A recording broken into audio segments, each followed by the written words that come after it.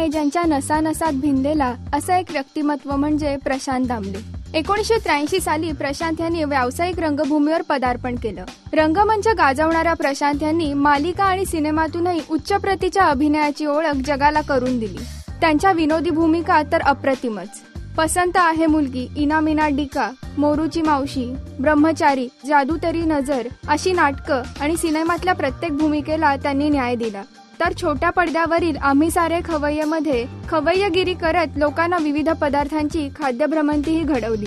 सारेगमप मधून आपल्या गायकीने लोकांना मंत्रमुग्ध केलं। 1983 पासून सुरू झालेली त्यांची ही अभिनय सफर आता पोहोचलीये ती 10,000व्या नाट्यप्रयोगाकडे। आणि विशेष म्हणजे ह्या वाटचालीची दखल घेतली जाणार आहे ती गिनीज बुक ऑफ वर्ल्ड रेकॉर्डद्वारे।